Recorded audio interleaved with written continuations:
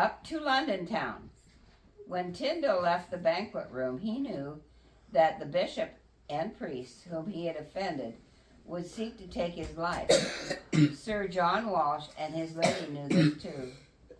They rage and rail against you, Sir John said the next day. They say you speak heresy worthy of death. Lady Walsh added, but no harm shall come to you here in our halls. You must remain here. William Tyndale bowed his head. My opinions are all from the sacred book. I do not intend to offend anyone. It is because the people are ignorant, the knight continued. The priests read in Latin and the people cannot understand. If only the people and the priests too could read the Bible and hear it in their own language, in modern English. Tyndale paced up and down the long room. Lady Walsh spoke. There is the Bible of Wycliffe. He had it written in English by scribes, I am told. But it is found only in the great churches. Tyndale interrupted.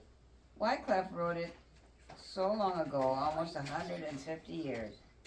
Our language has changed so in these years that the people find many of the words difficult to understand. Ah, yes, said Sir John. And many a good man and woman, too, has been burned at the stake for reading a copy of the Bible of Wycliffe. Not many years have passed since a good man I knew was burned for having a certain little book of scripture in English. And the days of burning are not past, my friend. The knight looked searchingly at the young teacher. You must beware. Tyndale turned to his host. The people must know the truth. It is impossible to teach the people the truth as long as the leaders can keep the scriptures from them. They so darken the truth that no one can understand it. Tyndale hurried out to the Cotswold Hills and walked along a path that he often took when he was troubled. Here he could talk with God alone. As he prayed, the feeling became stronger in his mind that he should give the people of England the Holy Scriptures in their own language, printed on a press so that thousands could read. Strengthened by his prayer, Tyndale returned to his room, took his Greek New Testament from his desk and opened it. The book had been printed and was easy to read. Tyndale had studied Greek at Cambridge, where the famous teacher Erasmus had taught.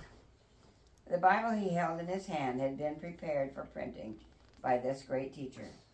As he turned the pages, Tyndale remembered the stories he had been told of how Erasmus had prepared the Greek New Testament. The New Testament had been written in Greek by Matthew, Paul, John, Peter, and other New Testament writers. It had been copied by hand again and again through the centuries. Copies called manuscripts were kept in libraries, although the original writings of the apostles and disciples had disappeared. Erasmus had 5 or 6 manuscripts which he studied. He found that since they were hand-copied, each had some mistakes in it.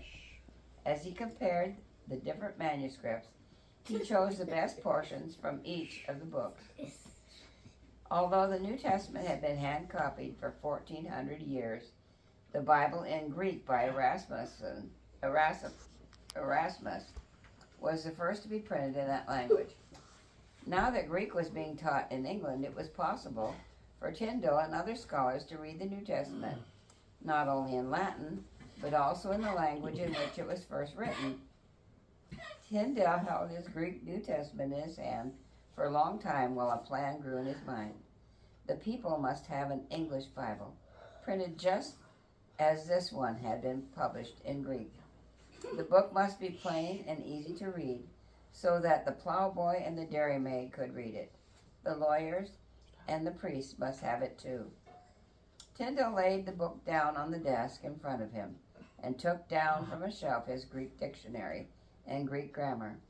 From the quill stand he took a new pen and began to work.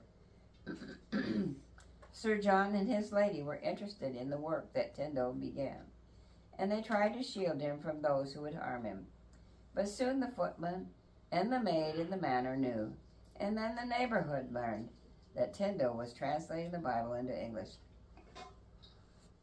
When the priests heard what was happening, they sent word that he might hide behind the country gentleman now, but soon he would receive his punishment. Tyndale did not fear for himself, but he was afraid that his kind friends and their whole household would suffer for his sake.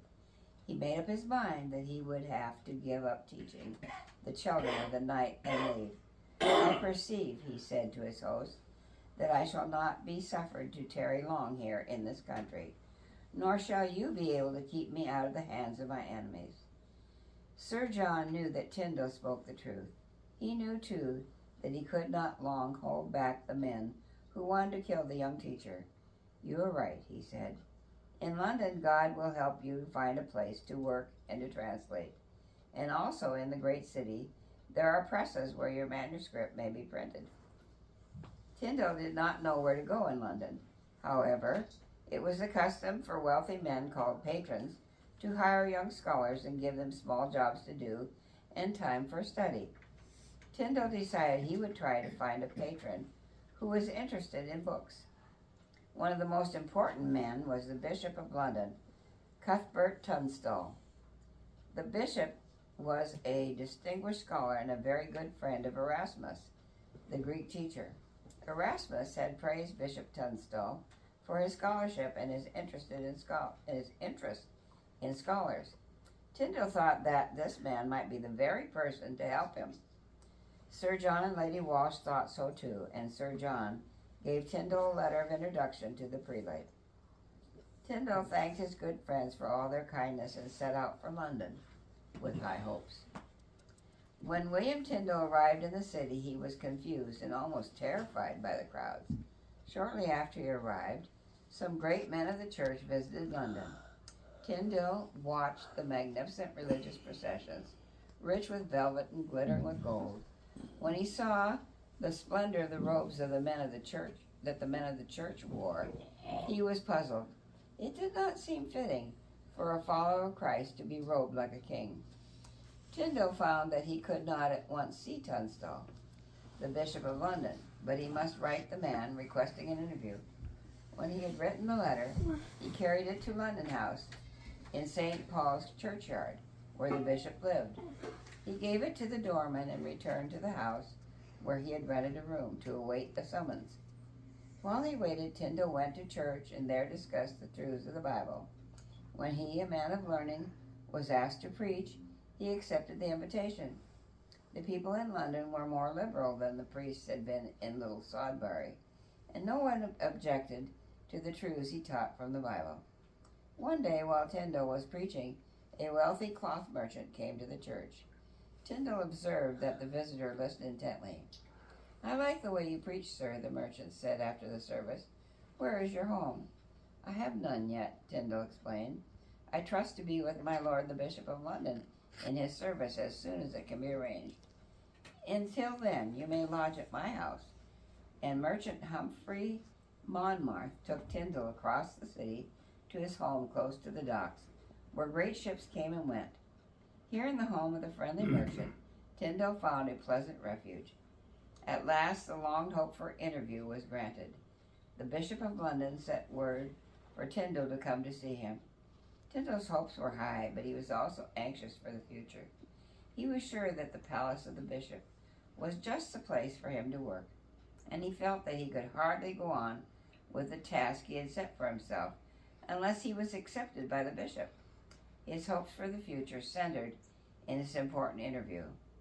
The Monmouth family thought that Tyndale looked elegantly attired when he was ready for the interview, and this gave him courage.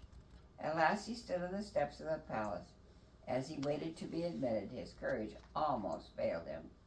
His best clothes seemed poor attire in which to meet the noted man, but it was too late now to change his mind.